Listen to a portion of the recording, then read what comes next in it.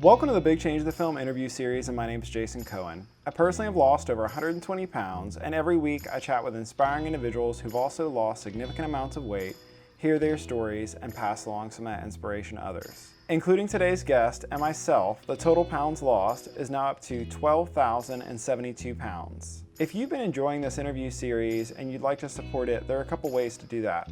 Number one is simply by leaving us an iTunes review, and that'll help others to find out about what I'm doing and increase the visibility. Secondly, I sell t-shirts through the website bigchangethefilm.com, and 100% of the profits from those shirts go towards the production of this interview series as well as the upcoming film. This week's guest is Joseph Alexander, who lives in Rochester, Minnesota. At his biggest, Joseph was 394 pounds. He told me he would oftentimes find himself swimming at the Chinese buffet, and eventually he was diagnosed with type 2 diabetes. Joseph has since decided to put himself, his weight, and his health first. He's lost 152 pounds, he's off of all of his medications, and he says that he feels better than ever.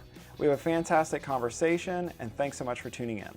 I'm here with Joseph Alexander. We know each other through the Missing Chins Running Club, and he's lost a bit of weight and has a great story. So first off, Joseph, thanks for taking the time to spend with me. Maybe we could just start off with a little bit about yourself, where you live.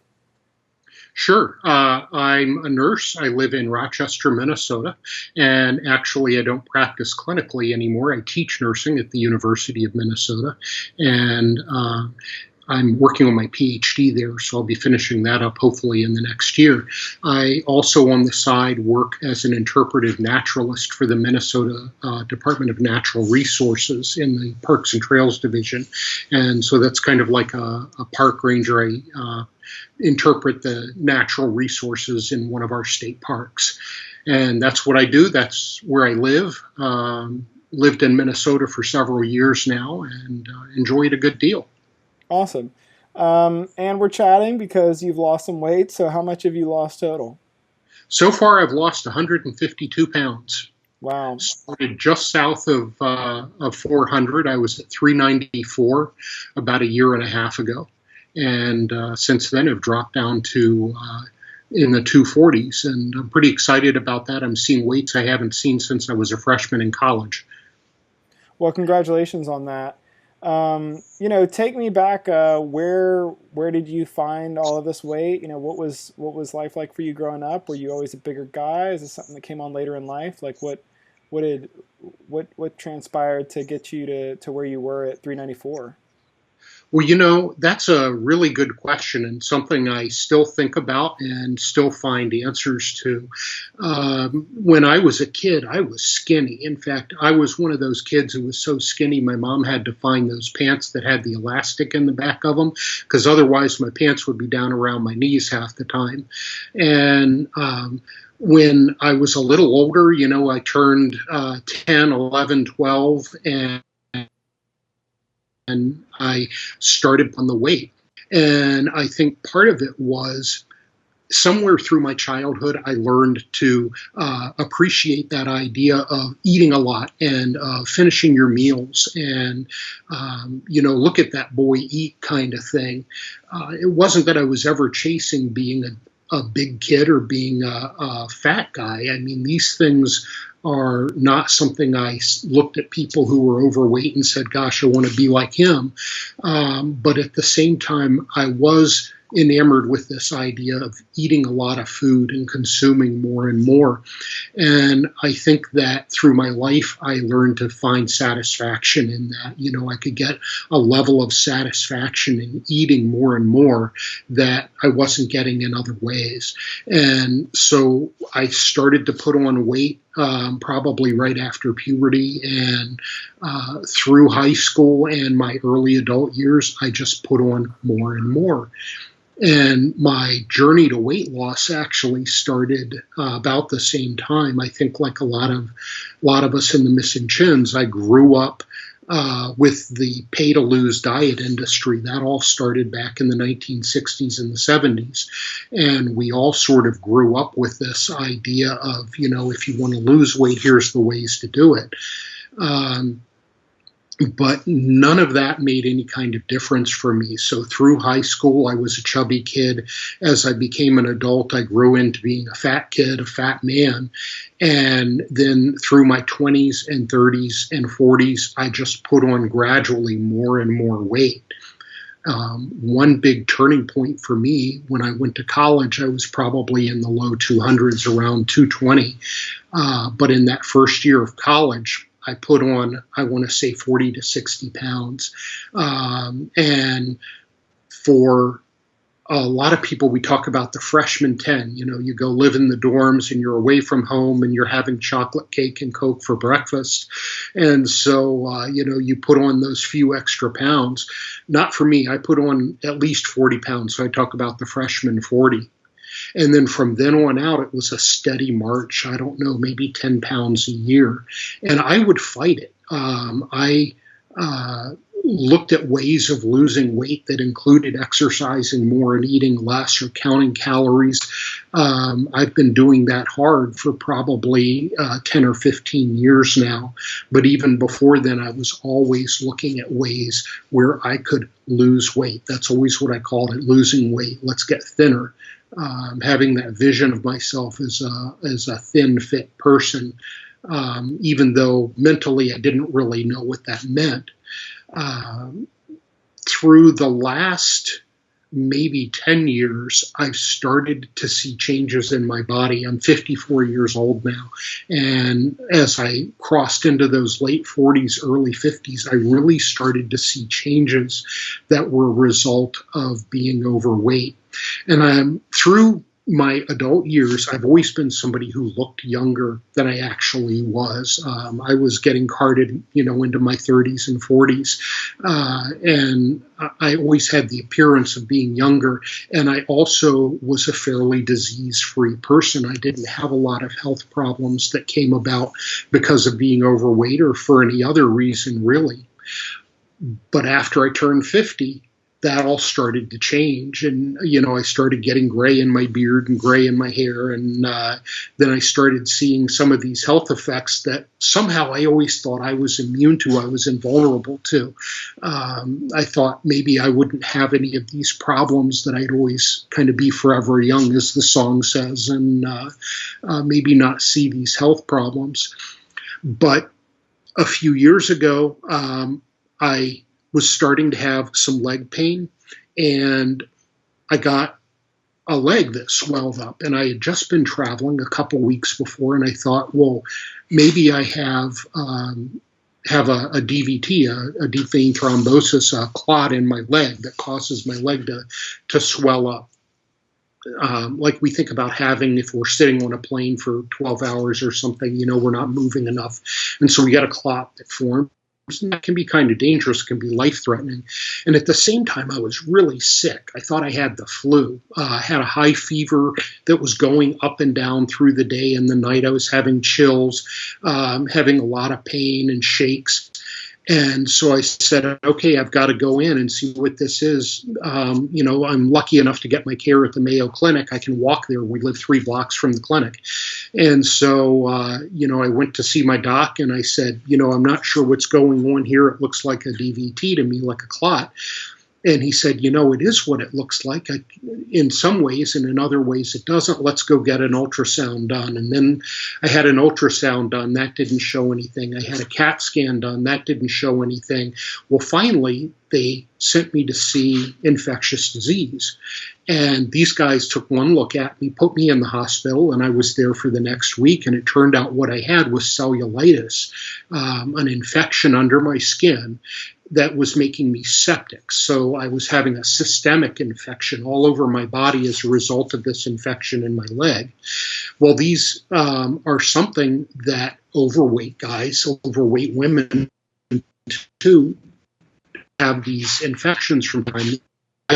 Usually it doesn't get quite as far as mine got, where it's systemic and it's causing these high fevers because people recognize it and go in and get seen and get antibiotics. Well, I'm a nurse. We make bad patients, and we're always self-diagnosing. And so I was putting that off. I don't want to be in the hospital any more than anybody else. I was trying to find the solution on my own.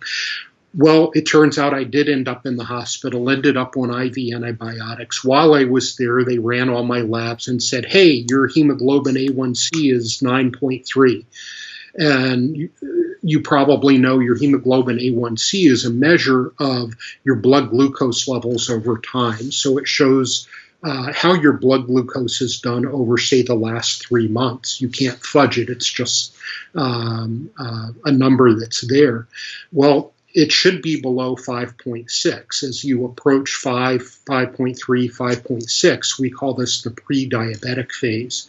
When it's over 5.6, you actually do have type 2 diabetes. You become insulin resistant enough so that you actually do have diabetes. And so for anyone who's trying to figure out this diabetes thing for themselves, that's a really important number to know. If your A1C goes over 5.6, you're diabetic. So I'm laying there in this hospital bed. The resident comes in and says, oh, by the way, your hemoglobin A1C was 9.3. And I'm, I know, okay, this is it. I really need to make some changes.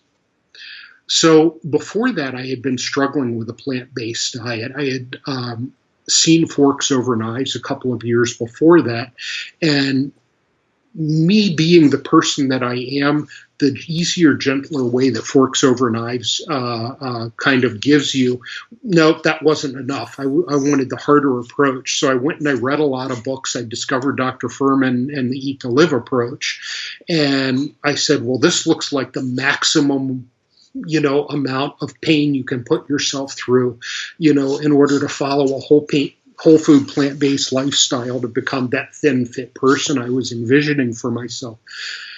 Well, so I did that for about a year, and I lost, 30 or 40 pounds doing this.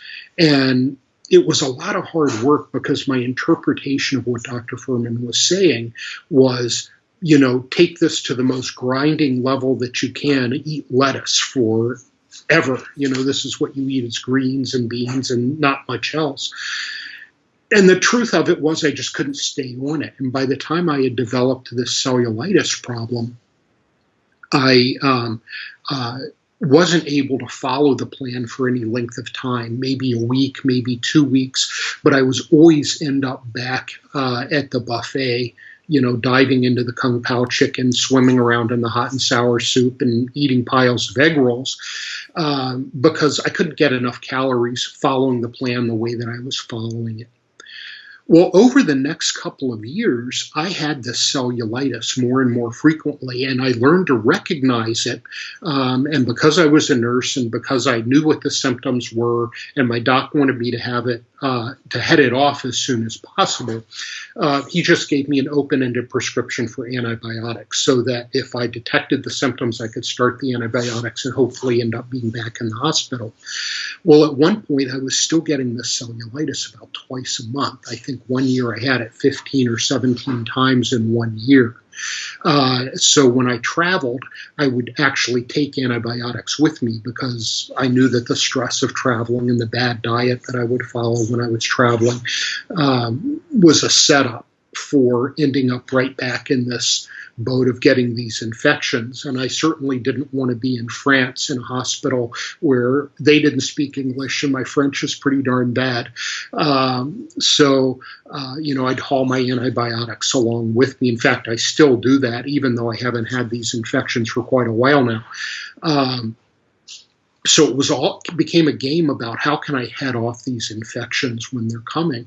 Well, all this at the same time, these infections, they're life-threatening. I mean, when you get these systemic infections, your bloodstream is actually infected, and you can go from walking around and doing pretty well to dead in several hours. And so I wanted to avoid that if at all possible. I bet. So at the same time, I was following my glucose levels and my hemoglobin A1C. My doctor only put me on metformin, one of the oral diabetes medications, when my A1C was up around 9.7, and said, listen, you're just not managing this on your own. We know you're trying. Everybody tries, and pretty much nobody succeeds in managing their glucose through diet and exercise. So we're going to start you on oral meds. Hopefully you'll be, just having to take this one med for a while. And over the next couple of months, they increased it until I was on the maximum dose of that med. And I was still following my blood glucose. I was testing it twice a day. And even on the maximum dose of oral meds, I was looking at blood glucoses in the range of 250 to 450. They were labile. They were changing really fast. Well, your blood glucose should be 100 or less. It should be 70 to 100, maybe 110, looking at some lab ranges. But mine were 250 to 450, and that's while I was chomping on these meds.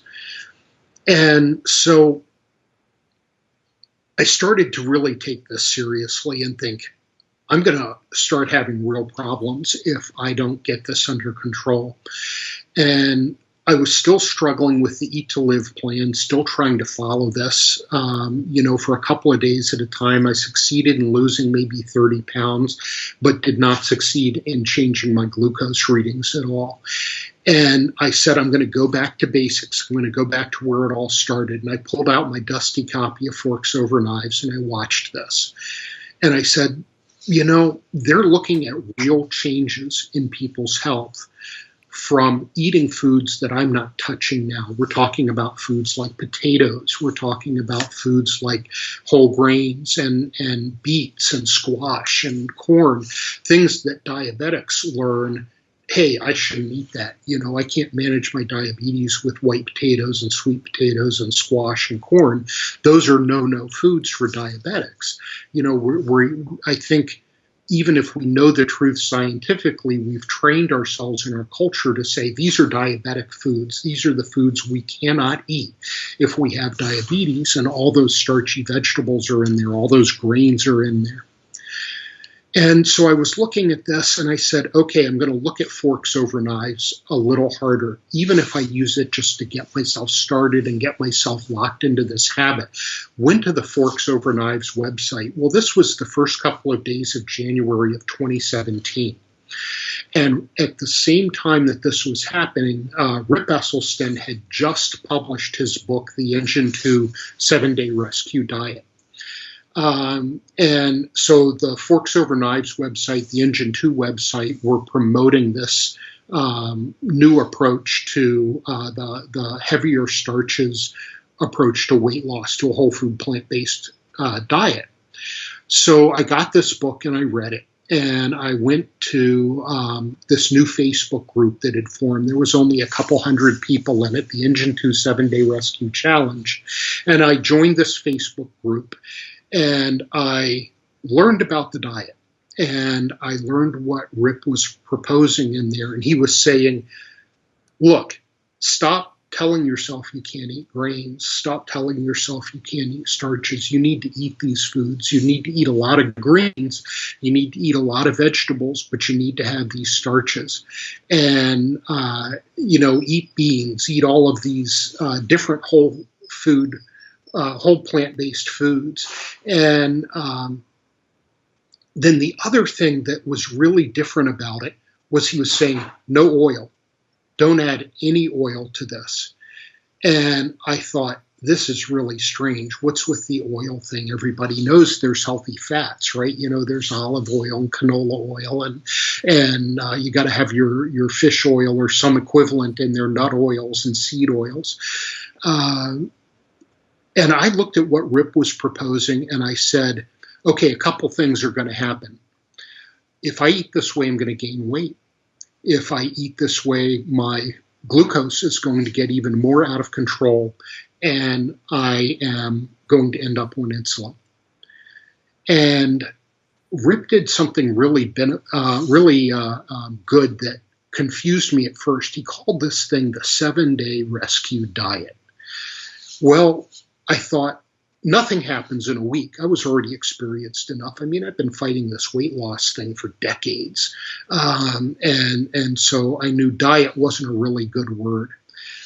But he also called it the 7-day rescue diet. Well, you can do anything for 7 days. You can stand on one leg for 7 days if you're properly motivated.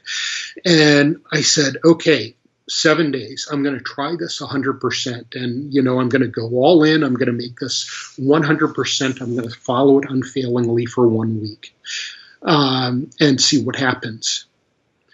So I took my blood glucose the night before I started, and it was something like 458. And that's not good. But I said, okay, this is a good challenge point, good starting point. My hemoglobin A1C I had taken a couple months before that. It was 9.7. That's the highest that I know of it being, and it might have been even a little higher by the time I started. Weighed in, this 394-pound thing. So let's just call it a 400-pounder. No quarter pounders here. We'll go for a 400-pounder. And I started following the diet. I followed it to the letter. I ate exactly what Rip was telling me to eat. 2 days later, I checked my glucose, and it was something like 110. Dropped down into the normal range. And I said, well, I went for a long walk yesterday. This is an anomaly. I know that with the 10 pounds of potatoes I've eaten in the last couple of days, that this is not going to go down. Well, the next one was low again. And the next one, and the next one. And don't you know, they've been in the normal range ever since. And so we're now, this is the end of March. We're March 31st, 2018 is today. So I've been on this diet just under 15 months now. 7 days have turned into 450 some days. And my blood glucose has been in the normal range the entire time. Within 6 weeks of starting this diet, my hemoglobin A1C had dropped down to 6.3. My doctor looked at this and said, you're doing great. I'm taking you off all your meds. And that was scary because I thought, well, my glucose is going to shoot back up, but it didn't. That fall, I had my hemoglobin A1C drawn again. It was 5.7 or 5.7, 5.6, somewhere in that range, right down at the top of the normal range. And then I had it drawn again just a couple of weeks ago, and it was 4.3. So down well into the normal range. So this is pretty freaking exciting. I have, through that time, lost a tremendous amount of weight, 150 pounds. And I think I have a lot of knowledge, and I don't want to sound overeducated, but the fact is I am overeducated. I have 4 degrees. I'm a biochemist. I'm a nurse. I have a master's degree in nursing, another master's degree in biochemistry. And yet, through all of this and my clinical practice as well, if you had told me at any time that it's not the starches, it's the oil, I would have told you were absolutely nuts. Diabetics cannot eat starchy foods. Diabetics cannot eat sugary foods, and eating refined sugars and starches, of course, is not good still. But it's not the sugar and it's not the starches, it's the oil. And eliminating the oil from my diet and allowing myself to eat these starchy foods has made the tremendous difference that was needed for me to make the changes that I needed to make. There's no limits on the amount of food I can eat as long as I eat within the guidelines. The diet can be everybody's diet. They tweak and they fiddle with over time, and it's not the most simple thing in the world. But at the same time, the starting approach here is really simple, and my results are typical. I answer a lot of questions and I respond to a lot of posts in that Facebook group. The one that I joined that was about 300 people is now just under 30,000 people. And for people who follow this way of eating 100%, my results are typical. A whole food plant-based diet with no oil. You will have success unless you're making excuses and you're not following the plan. I got involved with the Missing Chins, I think about halfway through 2017. I want to say when I joined, I was maybe member 52 or 54 in this group. Um, and so it wasn't well known. It was still a really big secret. The Missing Chins had not yet been on television. And I kind of hung back for a while. I didn't dive right in and start participating in the group and start talking to other people.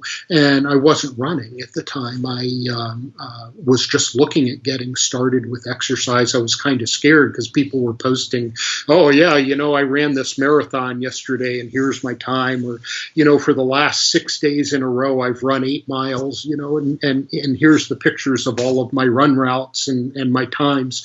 And that was a little intimidating for me. As somebody who was brand new at all of this, consistency in exercise and what to speak of running. But one of the members that I had become good friends with over in the 7-Day Rescue Challenge had put me into the Missing Chins and said, buddy, this is what you need. This is what you're looking for. These guys are going to help you out. And so I dawdled at it a few months, and then I started poking, making little posts here. And then I started running. And through the association with the people in that group, even, most of the Missing Chins I haven't met face to face, but just talking to people, knowing we have common ground, kind of supersedes my desires to sit on the couch and has gotten me out and running. So, we've got some big things coming up. I've run a bunch of 5Ks. In 2 weeks from tomorrow, I'm running a 15K. And then I'll be in Europe in the month of May. Over in Europe, I've got a half marathon I'm doing, a nice flat on the pavement kind of marathon along a river in the Czech Republic. So I'm looking forward to that. But the big thing coming up is Leadville, Colorado, the race across the sky. This is a big race for the Missing Chins. It's a big challenge to go out and do this trail race, going, 15 and a half miles. From 10,200 feet up to over 13,000 feet at Mosquito Pass, and then back down to the town of Leadville. This is a big deal, but we got a bunch of the group going out there, and we're going to have a good time, and might be crawling at the end of it, but we're going to make it happen. So these challenges that are in front of me, it's hard for me to even imagine them now. When I go back and think about where I come from, I still think of myself as a 400-pounder. And so for me to look at a narrow passageway and think, oh, I can't walk through that, but then I can. For me to think of some of the things I would never have considered doing before and saying, well, gosh, I can do that. For me to go to a store to go buy clothes off a rack, I could never do that before. I've learned to shop online and I buy what's available that comes in a 4XL because that's what would fit me. Well, I'm not wearing a 4XL now. I wear maybe an extra large shirt. And my pants are a medium, my running mediums. And to me, this is just phenomenal. It's unbelievable. And so at the top of that pile, seeing myself as an athlete, I still have a hard time saying that. And I still don't look like an athlete, looks in my mind. And I can't do the things that I would say define athleticism. But I'm running these races, I'm going out and running, and I'm setting personal records. I'm really realizing who the real competition is. It's me. And I definitely won't be the fittest person at Leadville, and I may be the person coming in at the end of the line through the finish gate, but I am going to come in through the finish gate. And that's a huge thing for me. So that's where I am right now. I have a ways to go. I have another 80 or 90 pounds to go before I hit my goal weight. But an important thing happened for me when I hit 100 pounds down and crossed over that barrier. That was a rough barrier. Happened last summer. Took me a lot longer than I thought it was going to, because at the beginning, when you weigh a lot, when you're a really heavy person, weight comes off pretty easily. And that sounds strange to people to hear. I say, you're going to see weight loss and it's going to happen pretty quickly. Um, when they've been struggling for so long, that weight comes off really quickly, but the more you lose, the slower it comes off. And so that's kind of an adjustment. But once I crossed that barrier of 100 pounds to lose, once I had crossed under 300 pounds, that golden ticket, that light at the end of the tunnel came on, and I was able to see where I was going. And it no longer became a question of, will I finish? Will I get to my goal? It was a matter of when. When will I get to my goal? And it might not be in the time frame that I want. It's no longer important to me. The important part is the pathway I'm on. It's the process. And that's such a huge thing with this. I tell people more and more, this is not about the food. This is about the process. And this is something you learn as you're making this journey, this transition into this new person that you're becoming.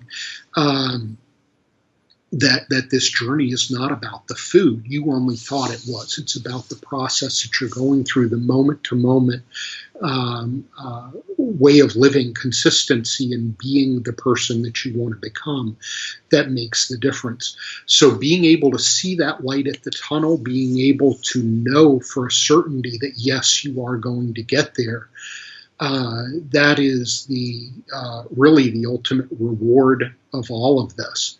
I may never look like the person I envisioned, and that's in my list of advice I give people. The vision is a big part of this.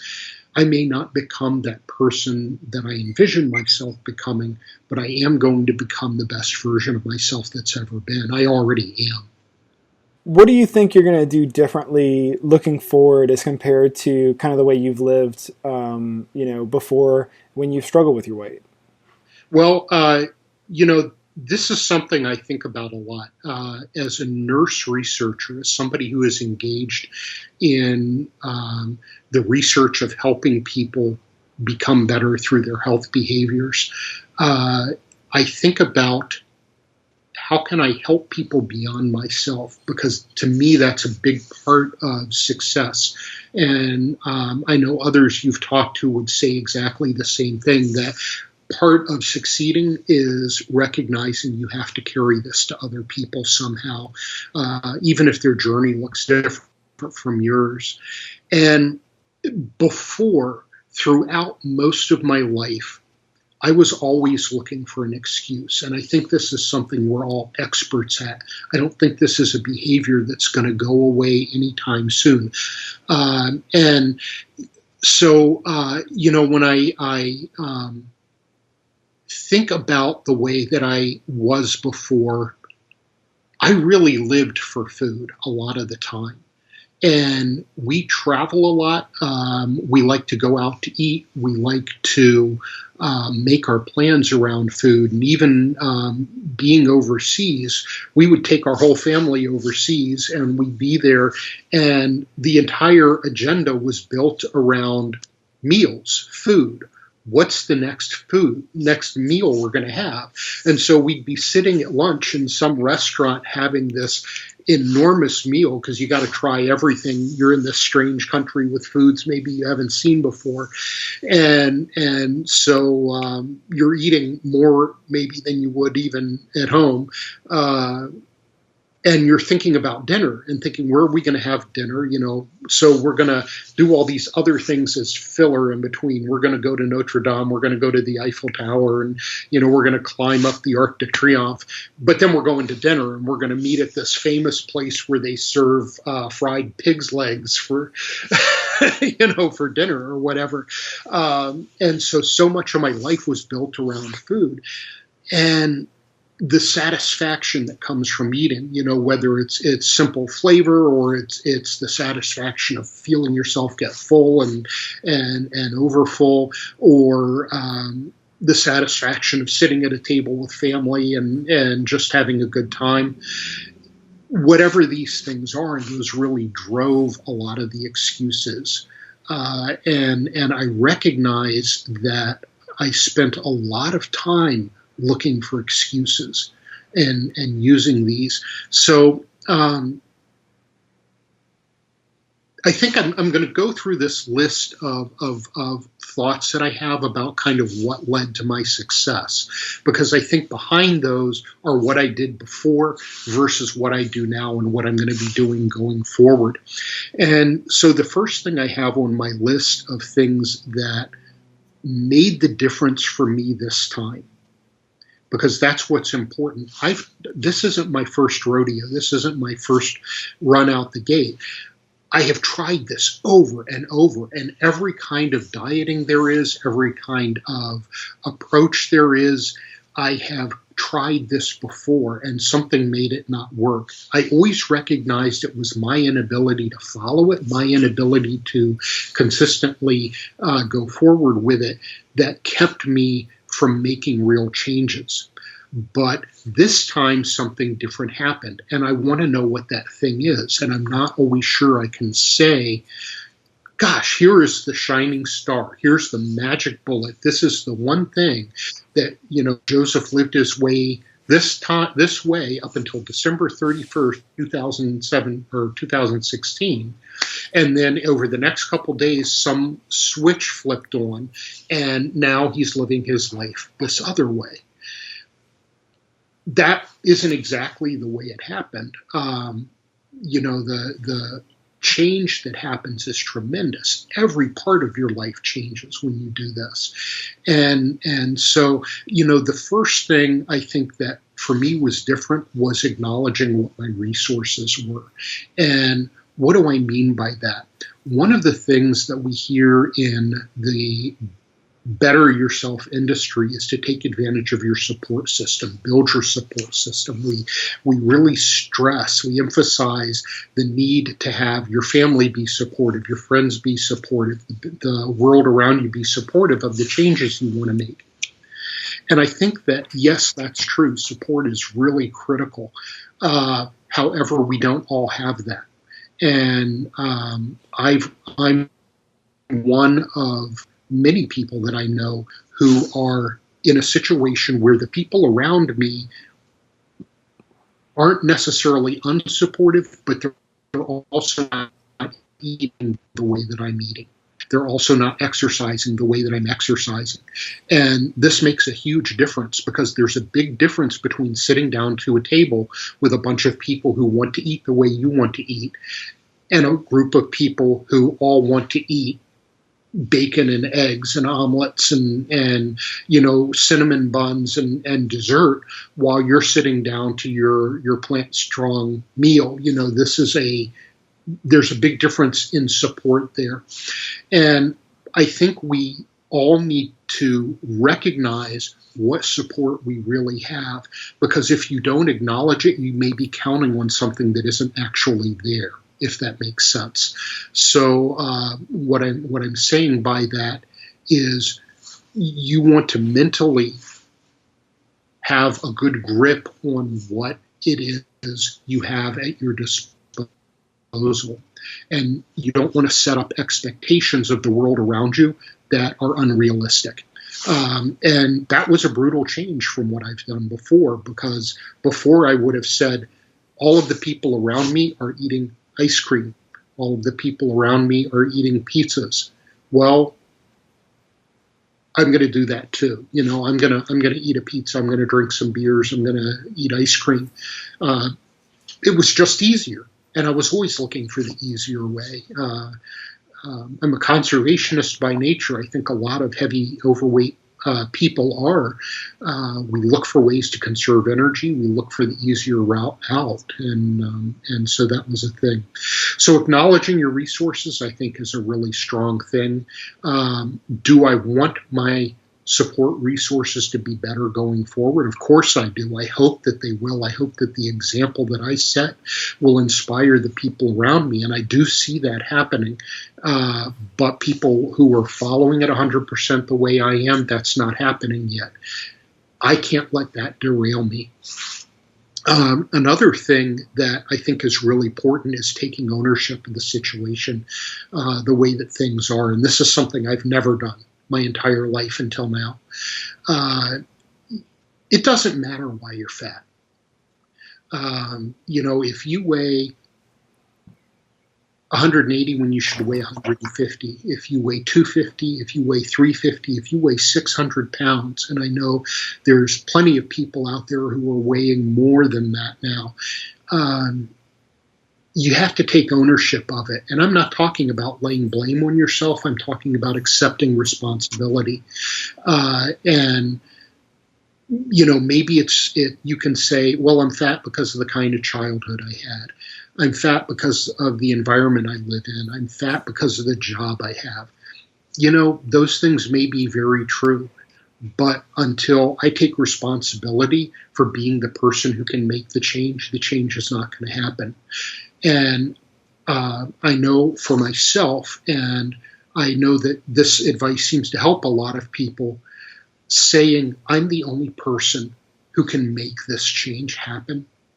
That's a big difference. For me, that was part of what made that switch flip, and saying it doesn't matter why I'm the way I am. It doesn't matter what the people around me are doing.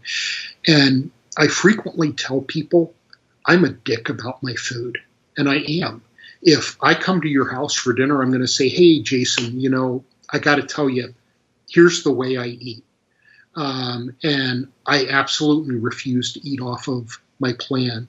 So I really appreciate you going to the effort, but I'm happy bringing my own food. I'm happy coming and having eaten before or eating after, and just enjoying the company. But I will not eat off my plan. And then I come to your house and you say, gosh, we did a lot of research and we read a book and we looked online and we found recipes and we made this food that we think you're going to be able to eat. It only has a little bit of oil in it. And I'm going to say, you know what? Sorry, I'm not going to eat it. And I've done this, and I tell people I'm sorry about this, but I have real medical problems. This is something I think that we don't say enough. As a morbidly obese person, I had real medical problems that were a direct product of the food I eat. And this is tremendously hard. Changing the way you eat on a consistent, permanent basis is one of the hardest things you'll ever do. And so if you really want to make that happen, you have to bite the bullet and say no. And sometimes that means I'm hungry. Sometimes it means I'm sitting in a restaurant with a group of people who are having a great meal and I'm not. Sometimes it means I'm the guy sitting there on a glass of water. Now that happens less and less because I've learned how to live my life in a different way so that I'm not sitting there hungry, that I'm better prepared and I've planned. So that's another thing. Another thing is barriers. I talked about this a lot in the beginning, and it continues to be important. I think I had to figure out what my barriers were to adopting a whole food, plant-based lifestyle. And you always have barriers to the things you want to do. And maybe those barriers are you're not well-to-do. Maybe you have a low budget for food and you think, well, eating this way is going to consume huge amounts of income that I don't have. It's going to be expensive. So that's a barrier, financial barriers. Access to food is a huge barrier for a lot of people. I know that people who live in inner cities may not have as much access to fresh produce, or people who even live in small towns. We have a lot of small towns around us here, farming communities, where they have small grocery stores that sell the kind of food that builds the standard Western diet or the standard American diet. And those places don't necessarily have as much access to the kinds of foods we need in order to eat an optimally nutrition diet. And so that's another barrier. Your family structure is certainly a barrier. If you're responsible for making all the food for your family just refuses to eat kale and beans, that's a barrier. So you have to recognize what your barriers are and make a plan to overcome those. And I think virtually any barrier can be overcome in our society. We live in a world of with a lot of resources, with a lot of food and a lot of options for getting that food. And so I think almost any barrier can be overcome if you put your noggin to it, you think about it, and come up with a plan. One of the most important things for me is this concept of going all in and doing this 100%. And before, I was very much a part of the 80% crowd. You know, you say, well, I'm going to change my diet. I'm going to eat 80%. I'm going to transition into this gradually over time. And people say that to me now. They say 80% or I'm 90. Yesterday, somebody told me they were online. They said, I'm 99%. I can't understand why this isn't working for me. And I just think 99%, what does that even mean? Are you measuring out your food and weighing your food? I know people do this and tracking everything you eat and then doing the math to figure out what you can eat in this 1%, you know, or are you eating one pizza out of 100 meals and saying that's my, you know, that meal is it? Or are you saying 1% of my calories? So when people tell me they're doing 80% or 85 or 90 or 99%, that's not going to do the trick. You got to go all in. You've got to do this 100%. And if you aren't, you're torturing yourself. We talk a lot now about food addictions and how foods stimulate your opiate receptors and are as addictive as cocaine or heroin. And if these things are true, and from my experience they are, every time you eat something that is off your plan, you know, if I order a pizza from delivery, or, you know, I go into the refrigerator and help myself to a chunk of cheese, I'm setting all that stuff back to zero. I'm starting right back at the beginning. And so one of the things that keeps me at 100% is this experience I have through hundreds of experiments of taking one bite of something I shouldn't. I don't have to eat a whole meal off plan. I know from experience that one bite of something I shouldn't eat will eventually have me spiraling back down, and I'll be right back at the buffet. I'll be back at the trough with the others who are, you know, consuming huge amounts of food. And for me, you know, I think when in the healthcare, I know we talk about things as though we all eat moderately too much. That was never the case. I mean, I could have a 10 or 12,000 calorie meal day, 10 or 12,000 calorie day with no trouble at all. You know, by ordering a pizza for lunch, and after the pizza's gone, I order in Chinese food, and then we go out to a buffet for dinner.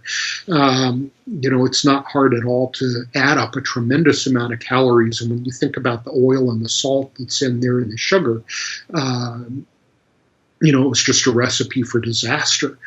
100%, you have to go all in, because that's the thing that's going to get you on the right path. That's going to be the thing that gets you through the cravings, through the addictions, until you come to a point where you can relax a little bit and be a little more comfortable knowing it's not so easy to flip you off of this way of eating. To put yourself first. You know, I think more than any other mental change on those first few days for me, that was it. Putting myself first for the first time, saying I'm no good to anybody if I'm in a hospital bed, or I'm using a walker, or, you know, I have mobility issues because of my diabetes and my weight. You know, I can't haul myself around. It's a matter of saying my health is the single most important thing. And at first I was faking it. You know, we talk about fake it until you make it, I think some people say. And that was really true. I had to say, I am putting myself first. I didn't necessarily believe that at the time, because it's not my habit. My lifelong habit is, how can I help you be happy? How can I help you reach your goals? Even as a nurse, how can I help you be better? And I think in our society, and certainly in my profession, a part of that is self-sacrifice. What can I sacrifice of myself to help you become the person you want to be? That doesn't work when you're talking about your own health. When you're talking about your own health, you have to say, what do I need to do to step up and take responsibility, putting myself first? My health is the number one most important thing. And if I'm not going to do that, then there really is no point in torturing yourself with this. So what does that mean? It means other people around you are going to, I don't want to say suffer, but they are going to experience some changes as a result. I don't cook bacon for breakfast anymore. I don't cook pot roasts. I don't order pizza. I don't eat out. If I can avoid going to a restaurant, I will. And it's not just because I'm at risk for diving in and eating the food. Really, I'm kind of past that point now, I think. But what happens is I either go hungry or I make do with what they have that fits my chosen lifestyle. And so sometimes that's a dry baked potato and broccoli, and that's if I'm lucky. Other times it might be something much smaller, like a house salad made of iceberg lettuce that they pick the croutons and cheese off of, and I'm eating without anything on it because they don't even have balsamic vinegar in the kitchen. So I can do much, much better at home. And I think really even the worst cook can do much, much better at home than eating out in restaurants these days. I've learned to go to grocery stores when I'm traveling instead of restaurants. And even in the back of my car, I can throw together a pretty great meal because of the way I eat. I can really get great food and eat, rather than stepping into a restaurant. So putting yourself first 100% of the time, recognizing that your family is not going to put you out on the street, that people are not going to hate you, but people may give you a hard time. One thing that I did differently this time that I had not done before, I didn't tell anybody I was making this change. I had experiences before, particularly as somebody who has tried a vegan diet or whole food plant-based diet before, of announcing it to the world. I think there's this joke going around social media now of, how do you know when your friends become a vegan? Well, don't worry, he'll tell you. and that's true. The response that you get from the people around you when you announce a major lifestyle change like diet or physical activity, it's not good. And I think most people that have had this experience will tell you the same thing, that people around you will try to stop you. They will try to sabotage you. They may disguise it as a joke. They may disguise it as loving concern, but people will sabotage you. It doesn't matter what their reason is, whether they're doing it for your own good or not. But people will try. I didn't want to make things harder on myself this time, so I didn't tell anybody. I said, if I'm successful, great. When I start having real changes, they'll see the changes, and then they'll want to know what's going on. And darned if that didn't happen. For the first time in my life, people looked at me and said, "You're smaller. You're losing weight. What's going on?" And then I would talk about it and tell them how I did it. Oh, that's too extreme. I could never do that. Yeah. I think you have to go into it kind of being aware of some potential, some potential blowback that you're going to get, and realizing that's also going to be part of that process that you're going to have to be comfortable with. You're going to have to be comfortable with being at restaurants and, being the person who's a little, bit picky, or at somebody's house you're a little picky, and you have to, I tell people sometimes you have to be comfortable with being the only person in the room that everybody's staring at. And yes. I think it goes back to that idea of, putting yourself first, care first. Just two more quick questions, and it sounds like you've obviously got a much different mentality now than before. But, if you could go back and have a conversation with that 394-pound self, what would you say to that person to give some words of encouragement, or, some, just things that you think you may have listened to, or maybe wouldn't have?